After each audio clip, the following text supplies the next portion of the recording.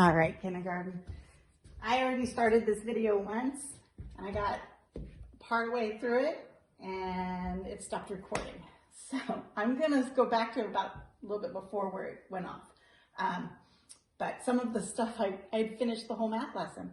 So some of the stuff I've already written, and we'll just look at it together. We won't build it together. But today is Friday, capital F, Fry, kindergarten word day in there.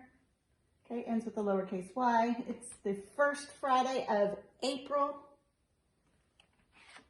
And we are looking at measurement tools, and we have a new one today. Check that out. Oh, bumped it. Okay, so what do we got? You know what that's called? What do you notice about the card? White background, 3-digit. You see there's some writing on those things. What does things look like? That one's got something in it. Spoons. That one says 1 TBSP. It's 1 tablespoon. Then this one has 1 TSP. That's 1 teaspoon. This is 1/2 half teaspoon. This is 1/4 quarter or 1/4 teaspoon. They're a measuring tool to measure how much fits in that spoon. Where have you seen those in your house?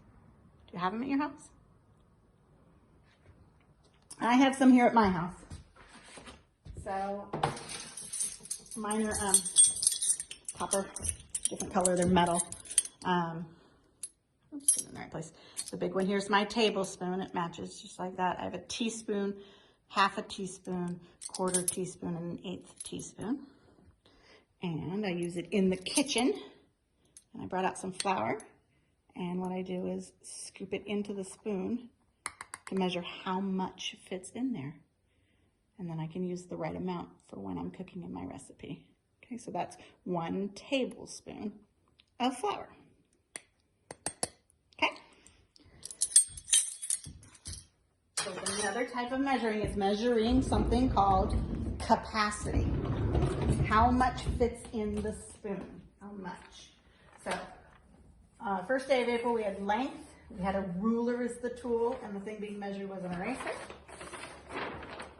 Second day of April, we were measuring weight, how heavy something is.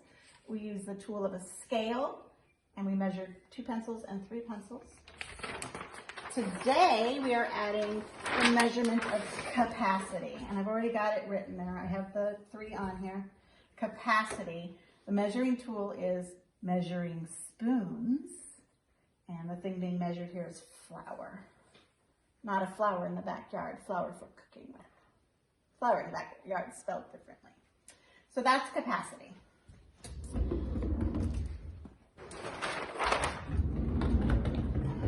The tool we're using and what we use to measure it with. Can I use a measuring spoon to measure how much a pencil weighs? The tool doesn't work that way. Can I use a measuring spoon to decide what the length of an eraser is? No, the tools don't work that way. Well, we still don't have a repeat and a pattern. And since the next day is Saturday and Sunday, which are non-school days, I want to go ahead and turn them over today and see if we get a repeat of these. If this is a ruler, then we know where our pattern might be restarting. So let's take a look and see what we've got here for Saturday. Oh, it is not a ruler. It looks similar to a ruler though, doesn't it? Yeah, it's got numbers. The rulers we were looking at were horizontal. This is something with numbers that is vertical, up and down, okay? But it's also got some new stuff in it. All of our other ones are just a measuring tool, something being measured, and nothing else. Why do you think this one has something else on it? What do you notice? Well, I notice there's blue here. It's got little squiggly lines. There's white. I think this is an ocean. And I think this is a big piece of ice because a penguin lives where there is ice. So I think this card is trying to tell us what's being measured, where it's being measured. What do you think? This tool is called a thermometer, and what it measures is how hot or cold something is. So this is kind of hanging out in the air next to the penguin. It's not down in the water, and it's not in the penguin's mouth.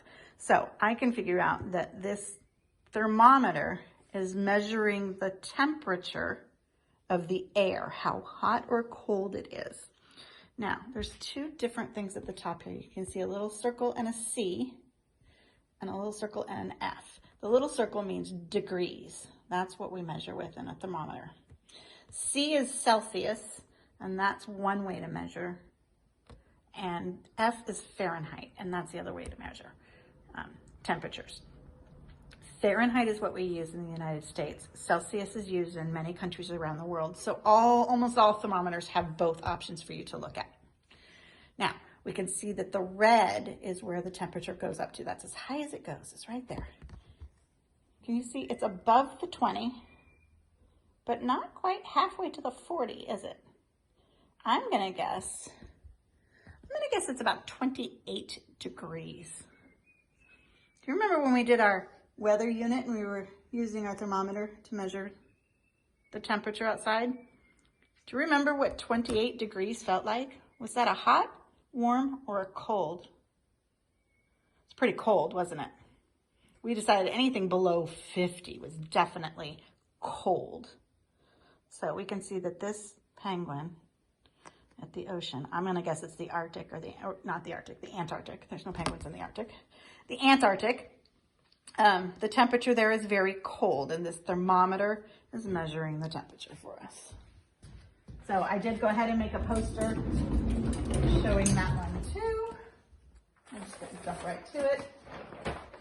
Temperature, and I'm gonna put the penguin there. It's telling how hot or cold the air is, and we know because of a penguin, it's Antarctica. And I'm gonna go ahead and add this on here. I'm gonna put the little symbol for degrees.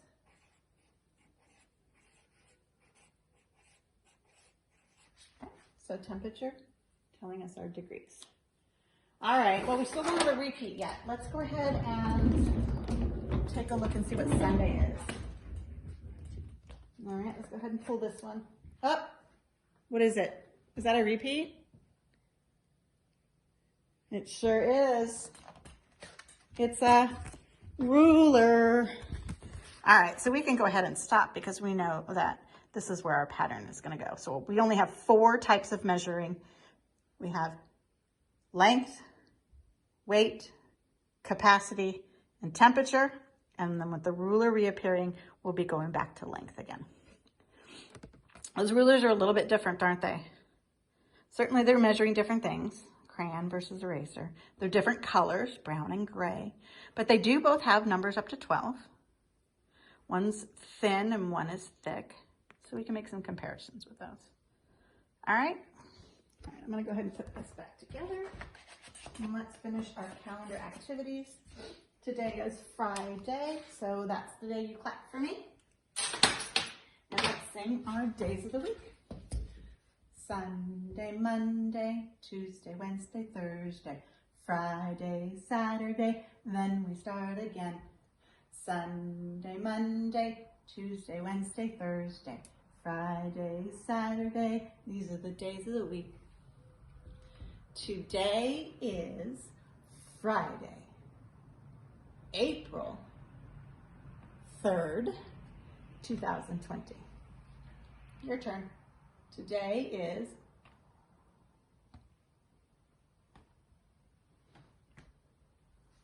since we have it flipped over right there, let's see what tomorrow's date will be. Our sentence will be, tomorrow will be Saturday, April 4th, 2020. You say it. Tomorrow will be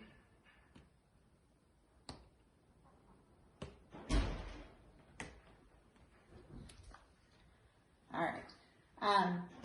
We have our numbers 1 through 5. 1, 2, 3, 4, 5. We not only know how to look at 1, 2, 3, 4, 5, recognize them, and count them. we also know how to count by fives. So I've got our hundreds chart here, so we can count some numbers that we need more practice on, because 1 through 5 is not it. Okay, so let's count by fives. I'm gonna show you real quick. 5 is here, and the next 5, 1, 2, 3, 4, 5 will be here. So it'll be this column, and it'll be this column. So I'm gonna bounce between the two of them. Count to 100 by fives with me. 5, 10, 15, 20, 25, 30, 35, 40, 45, 50, 55, 60, 65, 70, 75, 80, 85, 90, 95, 100. That is a little bit of effort. Still a little bit something I'm going to have to work on, building my endurance on, right? Let's do by 10s. It's much quicker. We're going to do 10s starting at 10, and then we'll do some other 10s. So here we go. 10, 20, 30, 40, 50, 60, 70, 80, 90, 100.